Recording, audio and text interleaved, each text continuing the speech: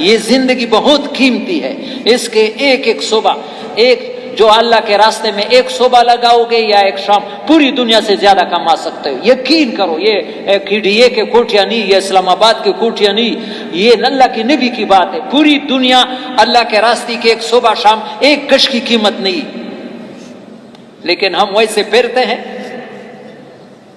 ہاں، گشت کے دن آگے پیچھے، گشت ہمارے دل میں اس کی کوئی قدر نہیں،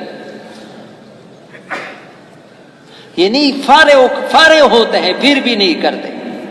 کل کی اس لیے حدیث میں ہے کہ قیامت جنت میں جانے کے بعد اہل جنت کو کسی چیز کی قلق اور افسوس نہیں ہوئی مگر اس وقت کی جو اللہ کے ذکر سے مراد دین ہے، دین کے بغیر، دین کے کوئی کام میں نہیں گزرا ہے، وہ ایسے ہی فضول گزرا ہے، تو انسان خون کے آنکھیں کتنا میں نے وقت ضائع کیا۔ اے سبحان اللہ، پر وہاں جو ملے گا پہاڑوں جتنا، تو پھر روئے گا کہ میں فضول بکواس کرتا تھا، ساری رات موبائل کے ساتھ لگا ہوا تھا، قرآن نہیں دیکھتا تھا، قرآن کے ایک ایک حرف پر مجھے کیا مل رہا ہے۔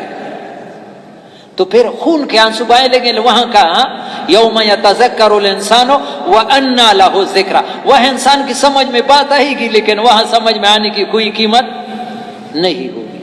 سب سے اونچا عمل، کوئی مانے یا نہ مانے، ہم کسی کو منواتے نہیں ہے، لیکن ہم بالکل وہ شرح صدر ہے کہ یہ کام سارے نبیوں کا کام ہے اور نبیوں کے سردار کا کام ہے۔ اس کام کا درجہ دوسرے اعمال پر ایسا ہے جیسے محمد صلی اللہ علیہ وسلم کا درجہ دوسری امت پر ہے۔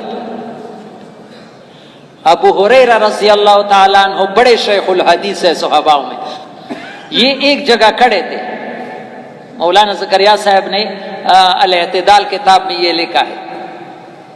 لوگوں نے پوچھا یہاں کیا کر رہے؟ اس نے کہا میں اللہ کے راستے میں کھڑا ہوں۔ کہاں کھڑا ہوں؟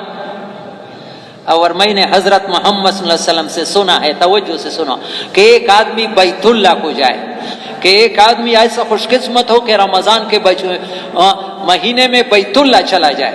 رمضان میں عمرہ کرنا ایسا ہے جیسے نبی علیہ السلام کے ساتھ حج کرنا، نبی کے ساتھ حج کرنے کا اجر ہے۔ اللہ ہم سب کو یہ ایک مرتبہ یہ خوش قسمتی نصیب کر دے۔ لیکن وہ ابو ہریرہ کہتے ہیں ایک آدمی رمضان میں عمرہ گیا اور ایسا خوش قسمت تھا کہ پتہ بھی چلا کہ آج کی رات شب قدر کی رات ہے، آج کی رات، اور وہ رات ضائع نہیں کرتا، سوری رات حجر اسود کے سامنے رو رو کر گزارا۔ میں نے حضرت محمد صلی اللہ علیہ وسلم سے سنا ہے کہ اس سے بھی اللہ کے راستے میں تھوڑے سے وقت کے لیے کھڑا ہونا زیادہ اجر رکھتا ہے۔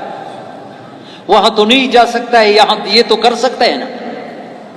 اور اس طرح کنز العمال میں روایت ہے، نبی علیہ السلام فرماتے وَلَمَوْقِفٌ سَاعَةً فِي سَبِيلِ اللَّهِ خَيْرٌ مِّن 50 حَجًّا، اللہ کے راستے میں ایک گھڑی 22 منٹ کی ہوتی ہے، ایک گھڑی کھڑا ہونا 50 حجوں سے افضل ہے۔ مولانا احمد صاحب فرماتے 50 قبول حجوں سے افضل ہے۔ حج تو ایک فرض ہے، باقی جتنا کرو گے نفل ہے۔